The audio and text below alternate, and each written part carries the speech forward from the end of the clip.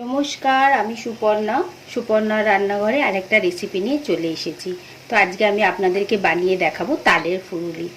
এর আগেও আমি আরেকটা তালের ফুলুরির রেসিপি দিয়েছিলাম, কিন্তু সেটা কয়েকটা ভিডিও আমার স্কিপ হয়ে গেছিলো। যেমন তালটা দেখানো, তালটা কিভাবে করলাম, ছাজলাম, সেগুলো কিছুই দেখাতে পারিনি। তো সেই জন্য আমি আবার আরেকটা এখন বানালাম ভিডিওটা আপনাদের জন্য। আর আমার ভিডিওটা যদি আপনাদের পছন্দ হয় তাহলে অবশ্যই লাইক করবেন, কমেন্ট করবেন, সাবস্ক্রাইব করবেন, আর চ্যানেলটাকে প্লিজ একটু সাপোর্ট করবেন।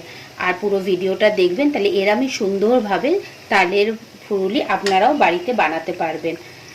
আর চলুন এবার আর বেশি কথা না বলে এখন আমি আপনাদেরকে তালের ফুলুরিটা আমি কিভাবে বানালাম, যার জন্য এরম সুন্দর ফুলছে দেখুন, সেটা এখন আমি আপনাদেরকে দেখাচ্ছি। এই তালটাকে এখন আমি খুলে আগে বার করে নেব। এইভাবে এটাকে ওপরটা থেকে এখন এটাকে বার করে নিচ্ছি। নিয়ে তালটাকে এখন আমি আগে ভালো করে ছেঁচে নেব। আর দেখুন একদম কালো আছে তালটা, আর একটু লালচে লালচে তালটা হলে তালটা একটু তিতকুটে হয়। তো সেই জন্য আমি একটা কালো তাল নিয়েছি। আপনারাও এরকম একটা কালো তাল নিয়ে নেবেন। নিয়ে এবার এটাকে এখান থেকে আস্তে আস্তে আস্তে আস্তে একটু, এটা শক্ত আছে, এই দেখুন কি সুন্দর দেখতে তালটাকে।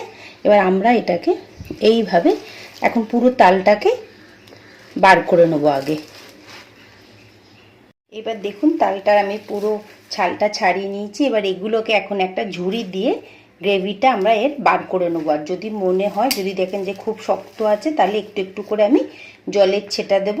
দিয়ে এখন তালটা থেকে পুরো গ্রেভিটা আমরা বানিয়ে নিচ্ছি আগে। তালটা আমি ভালো করে ছেঁকে নিয়েছি, মানে বার করে নিয়েছি। এবার কি করব, একটা স্ট্রেনার দিয়ে পুরো তালটাকে ভালো করে এখন ছেঁকে নেব, যাতে যদি কোনো আঁশ টাশ থাকে তাহলে সেটা পুরোটাই বেরিয়ে যাবে। এখন এই স্ট্রেনারে আমি ছেঁকে নিচ্ছি। পুরো স্ট্রেনার থেকে আমি করে নিচ্ছি। যেগুলো এই যে নিচে ছালগুলো আছে, রোয়াগুলো, সেগুলো শুধু আর আছে, পুরোটাই আর নেই। এই দেখুন পুরো আমি একদম ভালো করে ছেঁকে নিয়েছি। এবারে আমরা তালের এই ব্যাটারটার মধ্যে যেটা যেটা মেশাবো সেটা এখন আমি আপনাদেরকে দেখাবো। এবার আমি একটা মাপ নিয়ে নিয়েছি। এটা হচ্ছে হাফ কাপ, 120 ml। এই কাপটার মাপেই আমি এখন এর মধ্যে সব কিছু দেবো। এই সুজিটা আমি এইটার মাপেই করে রেখেছিলাম। সুজিটার মধ্যে একটুখানি জল মিশিয়ে আমি রেখে দিয়েছিলাম। এই সুজিটা এখন আমি এটার মধ্যে দিয়ে দিলাম, পুরো সুজিটা। এবারে এক একটা করে আমি দিয়ে দিচ্ছি। এবার এই কাপের মাপেই আমি আটা দিয়ে দিলাম। 1 কাপ আমি চিনিটা গুঁড়ো করে নিয়েছি, সেটাও দিয়ে দিলাম। আপনারা নর্মাল চিনিও দিতে পারেন। 1 কাপ চালের গুঁড়ো দিলাম।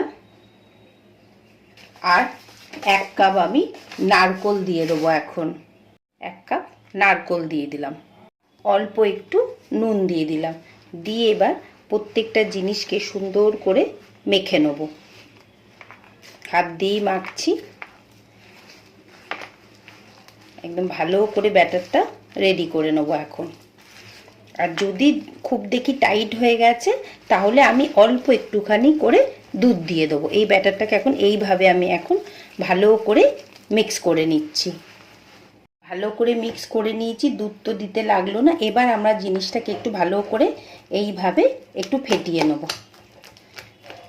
এই যে এইভাবে, যেভাবে আমরা দই বড়ার জন্য দইটাকে, এই বড়ার ডালটাকে যেভাবে ফেটাই, সেইভাবে এখন একটুখানি 1 মিনিট মতো এটাকে ভালোভাবে মিক্স করে নেব। এইভাবে একদম ভালো করে গরম হয়ে গেছে। এবার আমরা এক একটা করে ফুলুরি আস্তে আস্তে করে দিয়ে দেবো। এইভাবে যতটা আপনাদের বড় জায়গা হবে সেইভাবে আস্তে আস্তে করে দেবে। বেশি না দিয়ে অল্প অল্প করেই আমি দিচ্ছি। গ্যাসের ফ্লেমটাকে এখন আমি মিডিয়াম করে রেখেছি, বেশি জোরে করিনি।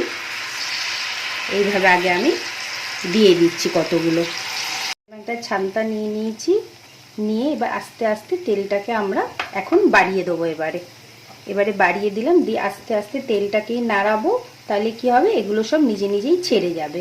এবার এটাকে আস্তে আস্তে এখন কিছুক্ষণ হতে দেবো। বেশি নাড়াচাড়া করব না, দরকার লাগলে তেলটাকে আমরা একটু নাড়াচাড়া করব, তাহলে জিনিসগুলো মানে নড়তে থাকবে। এইভাবে এখন আমি আগে ভেজে নিচ্ছি। দেখুন কেমন সুন্দর ফুলেছে। এবার আমি কি করব, আবার এই জাস্ট তেলটাকে একটু একটু করে নাড়াবো। এইগুলোকে কিছু টাচ করব না, তেলটা না এরমভাবে করলেই জিনিসটা গোল গোল করে ঘুরে যাবে। জাস্ট এরমভাবে এই তেলগুলো এর গায়ে যেন লাগে, এইভাবেই করব এখন প্রত্যেকটা। দেখুন কেমন সুন্দরভাবে হচ্ছে এটা। এইভাবে দেখুন একদম এরমভাবে বড় বড় করে ফুলে যাচ্ছে। আমি এখন গ্যাসের ফ্লেমটাকে একদম কমিয়ে দিয়েছি, যাতে এটা আস্তে আস্তে একটু ভেতর থেকে আগে হয়ে যাক। এবার এগুলো হয়ে গেছে তালের বড়াগুলো, আমি এবার এগুলোকে তুলে দিচ্ছি। আপনাদের একবার ওপর থেকে দেখাচ্ছি কেমন দেখতে হয়েছে। এবার গ্যাসের ফ্লেমটা আমি একদম কমিয়ে দিয়েছি, দিয়ে এবার এই বড়াগুলোকে এখন আমি তুলে নিলাম। তালের ফুলুরি রেডি হয়ে গেল। আপনাদের কেমন লাগলো ভিডিওটা অবশ্যই আমাকে জানাবেন। আর এইভাবেই আপনারা বানাবেন, তাহলে দেখুন এরম একদম ফুলে যাবে। প্রত্যেকটা প্রচুর গরম এখন।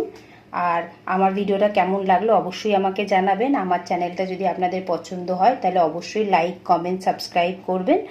আবার আরেকটা নতুন রেসিপির সাথে খুব তাড়াতাড়ি দেখা হবে। টাটা।